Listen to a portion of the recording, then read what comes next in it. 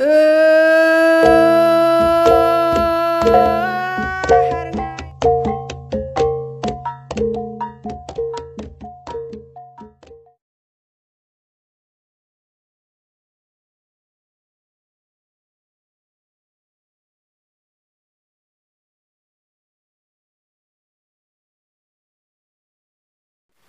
tempat yang saya sebutkan di dalam cerita ini menyentuh perasaannya sahabat-sahabat semua, saya begitu memohon maaf ya sahabat, bukan niat di hati ya. Tapi ini adalah kita kongsikan ya dengan sahabat-sahabat kita yang lain ya. Sama ada ya cerita ini cerita yang baru ataupun yang pernah berlaku ya beberapa tahun yang lepas juga.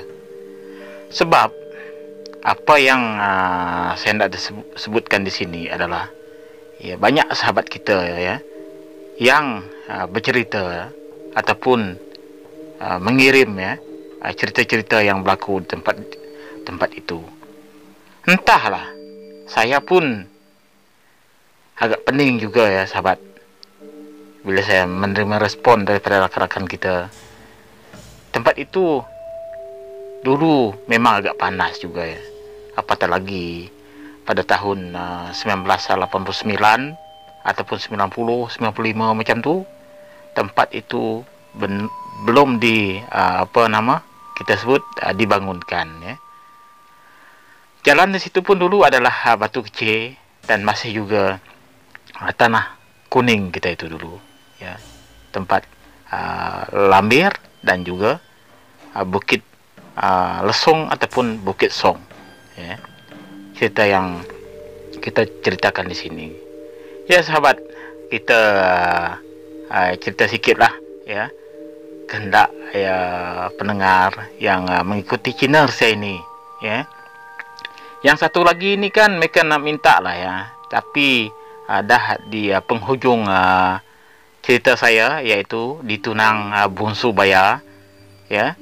Itu saya mohon maaf lah ya untuk rakan-rakan semua, sebab ada yang minta kalau boleh ya kita gunakan dua bahasa lah mereka cakap. Jadi nyalah aku pun minta ampun belum jadi ukai nak uliah mereknya dua itik jakau kena aku dah bakal ke cerita kita sekali tu.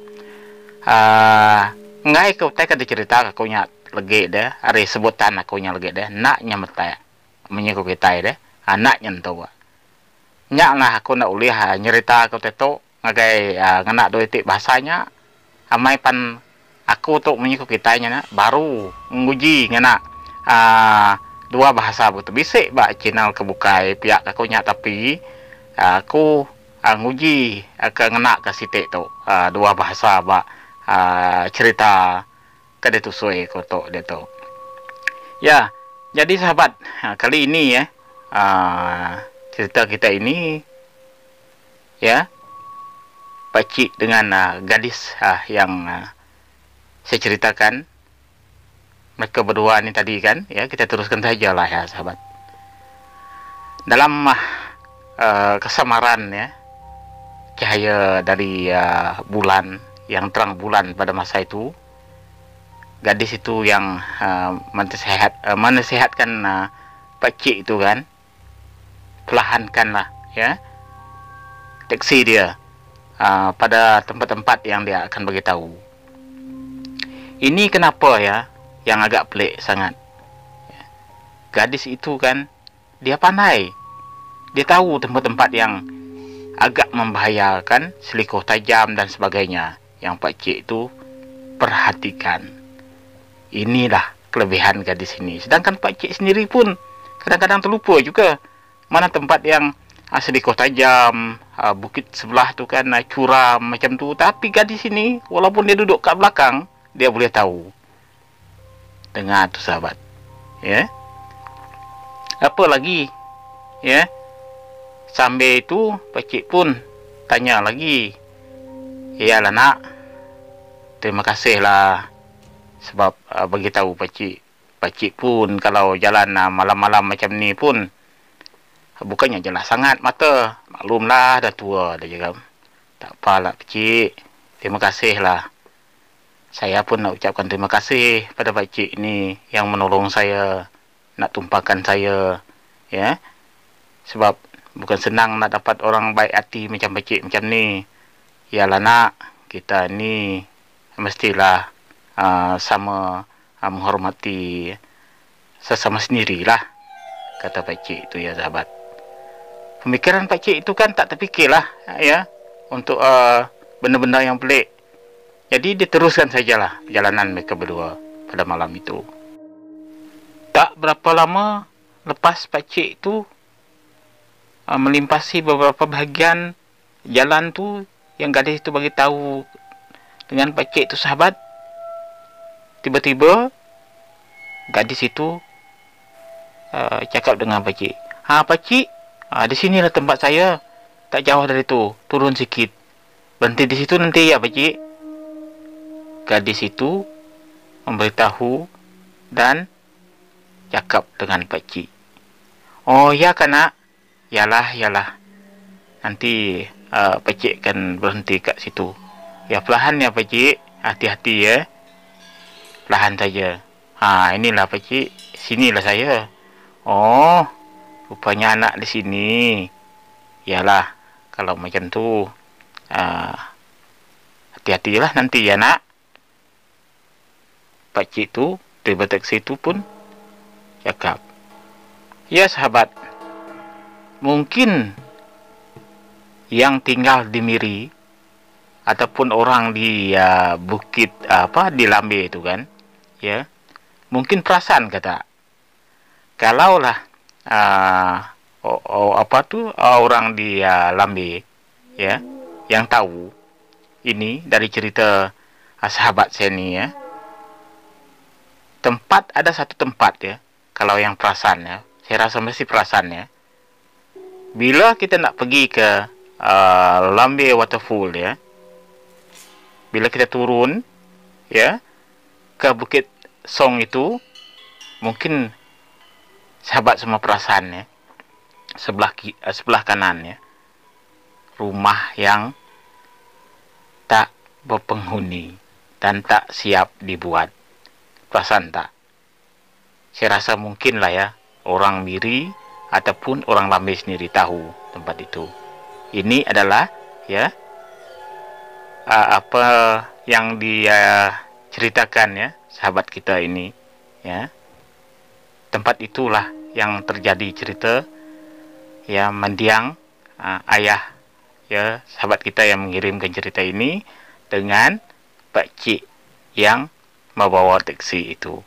Sahabat, inilah cerita, bukan cerita sebarangan yang saya ceritakan dengan sahabat semua. Apalagi pakcik pun macam biasa, tapi pakcik agak pelik juga ya, memerhatikan ya.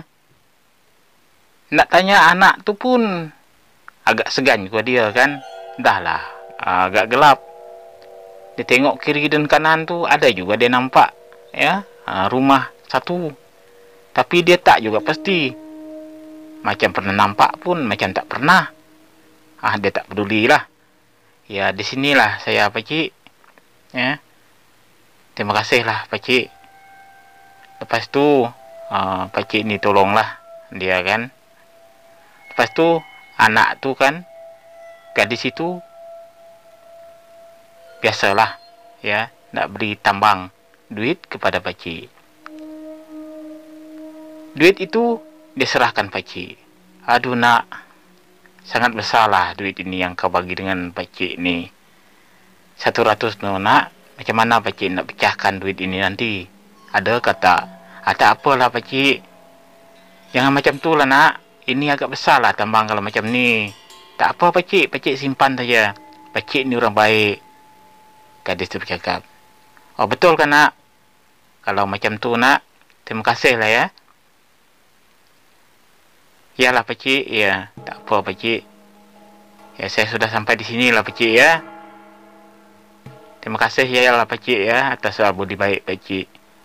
Gadis itu berkata-kata ya sahabat. Apalagi pakcik nak mengucapkan terima kasih juga ya.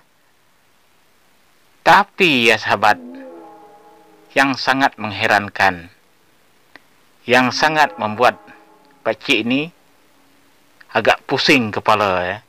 Mana tidak, sesuatu yang jarang, memang tak pernah. Ini adalah baru pertama kali berlaku pada pakcik kita ini. Ya. Berlaku macam mana? Itulah, tiba-tiba ya, anak itu tadi belum sempat pun pakcik nak menoleh ke belakang. Bila pakcik nak mengucapkan terima kasih dan menoleh ke belakang, tak sempat pun tengok gadis itu tadi entah ke mana. Sama ada dia turun ke tempat rumah yang pakcik nampak itu, ataupun ke tempat lain. Apalagi agak seram juga pakcik. Mana tak seram, pun dia rasa pun agak pelik. Yang sangat mengherankan ya, bila pakcik ya nak masuk ke dalam teksi dia, sesuatu yang sangat membuatkan pakcik kejut dan terasa nak tahu cakap macam mana ya. Bila pakcik perasan dan melihat di mana tempat yang pakcik berhenti itu adalah sikit lagi pakcik akan jatuh ke curam yang sangat dalam. Itu adalah sesuatu yang sangat menyeramkan. Pakcik mengucap ya sahabat, mengucap teramat sangat kepada Yang Maha Esa. Kalau tanpa ya gadis itu, mungkin pakcik akan jatuh ke curam itu. Apakah ini balasan kebaikan yang pakcik telah berikan kepada gadis itu tadi, ataupun dari Yang Maha Esa? Sahabat, di sini adalah satu pengajaran bagi kita. Kalau kita buat baik, pasti akan dibalas dengan kebaikan. Ya, kalaulah pakcik ini kan bukan orang yang baik hati, mungkin sesuatu buruk yang akan berlaku kepada pakcik itu sendiri. Ya sahabat, begitulah ya, sesuatu yang pelik berlaku. Di hadapan pakcik itu tadi adalah curam, dan di situ juga orang banyak yang jatuh. Dan itulah mungkin ya arahan-arahan yang diberikan gadis itu kepada pakcik. Tempat itu sangat membahaya. Kalau pakcik ini ya tak bernasib baik, beberapa tempat yang gadis itu telah bagi tahu tadi, pakcik mungkin sudah ya mendapat kemalangan buruk mungkin. Sebab pakcik ini pun orang yang baik ya.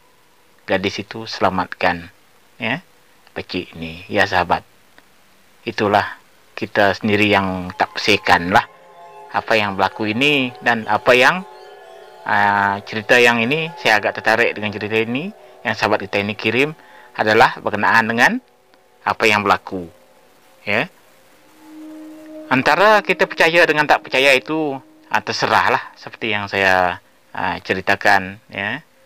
Apa yang pernah berlaku di situ ya, mungkin orang yang pernah mengalami dia akan tahu cerita ini. Menurut sahabat ini dan cerita daripada rakan-rakan yang lain juga ya, berkenaan dengan kejadian-kejadian pelik ya, seorang gadis akan cuba ya memberhentikan kereta. Kalau kita tak berhenti, kereta itu akan mendapat ya sesuatu yang buruk dalam perjalanan. Dari cerita-cerita ya sahabat-sahabat kita yang lain ya, ada yang kereta tak dapat start, ada yang dapat aksiden, ada yang jatuh ya dan meragut nyawa. Entahlah sahabat, saya pun nak cakap macam mana ya, berkenaan dengan gadis ini ya. Sebab yang kita tahu dari cerita ini adalah pakcik ini ya yang selamat. Yang berlaku ni mungkin lebih daripada seorang lah. Maksud saya ni kan pernah ya yang dia kan hentikan ya taksi ataupun kereta-kereta yang lain. Mungkin sahabat-sahabat kita ini kan tumpangkan gadis ini. Sebab itulah ya tak berlaku sesuatu yang buruk ya pada driver di situ. Ada yang langsung tak pedulikan dia, sesuatu yang buruk akan berlaku. Mungkin juga ya gadis ini berniat baik sebenarnya sahabat ya. Dia nak tolong ya manusia. Kenapa saya cakap macam tu manusia? Ke ujung nanti cerita kita akan tahulah siapa sebenarnya gadis itu ya. Apa yang mengherankan ya sahabat,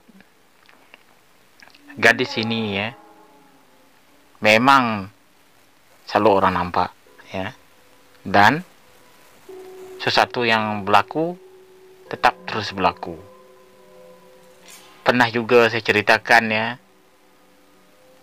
perkara ini kan di Bukit Song itu kan meragut beratus nyawa ya. Itulah pada tahun 1989 macam tu, dan ke 1995 macam tu pun pernah berlaku bas yang jatuh kat situ, lori lah dan sebagainya sahabat. Itulah yang kita nak kongsikan ya cerita ini. Dan apa lagi, pakcik kita ini pun balik sajalah ya. Dia ghostan perlahan-lahan dengan taksi dia yang sikit lagi nak jatuh ya ke gaung itu. Pakcik sangat-sangatlah bersyukur, mungkin kerana kebaikan yang pakcik beri pada gadis itu tadi. Pakcik pun balik teruslah, tak nak berfikir panjang lagi. Dalam perjalanan itu pun pakcik tak fikir lagi dah. Sampai ke rumah cukup dah. Bila pakcik sampai di rumah ya,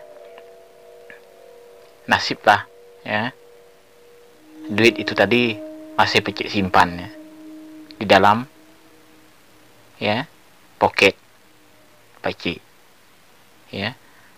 Pakcik simpan bagus, memang duit 100 ya yang gadis itu bagi. Kenapalah gadis itu baik betul dengan saya dalam hati pakcik ya. Tapi yang mengherankan, agak wangi juga duit tu tahu ya. Bau duit itu kan, dan baju pakcik pun wangi juga, bau bunga kemboja. Bila pakcik sampai di rumah, rasa tak sedap lah kan. Kalau isteri tahu nanti lain juga ya sangkaan. Jadi pakcik ni kan tak banyak lagi berfikir lah ya. Mungkin pakcik ni mandi ataupun sebagainya kan. Lepas tu pakcik tidur. Keesokan paginya sahabat ya, yang sangat menyeramkan ya berlaku pada pakcik. Pakcik awal-awal lah nak beritahu isteri ya, yang rezeki dia dapat semalam kan. Apa yang dia dapat, dia nak tunjukkan duit 100 semalam yang dia tumpangkan gadis itu. Tiba-tiba apa yang dia dapat di dalam itu ya, seluar dia tadi adalah daun bunga kemboja sahabat. Itulah yang pakcik itu dapat. Barulah pakcik itu perasan apa yang berlaku sepanjang perjalanan dia menumpangkan gadis itu. Macam mana sahabat semua? Sudah faham sudah cerita ini? Ya? Terima kasih sahabat semua yang mengikuti channel saya ini kan. Begitulah cerita yang saya kongsikan, ya, kiriman daripada sahabat kita juga, ya, yang berminat juga dengan cerita macam ni, tapi dia cakap kan hendak ceritakan ni agak payah dia cakap. Jadi saya pun bukan yang terbaik juga ya. Sambil belajar bercerita untuk hiburan rakan-rakan semua, tapi ini adalah cerita yang benar-benar berlaku lah ya. Begitulah ya, kita ini makhluk yang maha kuasa kan. Di mana kita berada, mereka pun di situ juga. Jadi itulah ya yang berlaku di Miri ini ya, untuk rakan-rakan di sana ya. Kalau limpasa tempat itu ya, saya menghormatilah ya. Begitu yang berlaku, dan bukan apa dah, ada kebaikannya juga ya yang berlaku seperti ini. Gadis yang berjumpa dengan pakcik ini baik juga ya, sebab mungkin dia nak bagi tahu sebenar keadaan ya jalan di situ satu ketika dulu tu memang teruk sangat lah ya, seperti apa yang kita lihat ya di situ dulu. Begitulah keadaannya. Oke, jadi sahabat semua, begitulah ya cerita saya ini, dan saya akan tamatkan di sini. Dan mungkin minggu-minggu yang kehadapan nanti kita akan bercerita dengan cerita yang lain juga, cerita yang berlaku di Borneo ini. Ya, kita jumpa lagi nanti. Selamat tinggal. Terima kasih semua.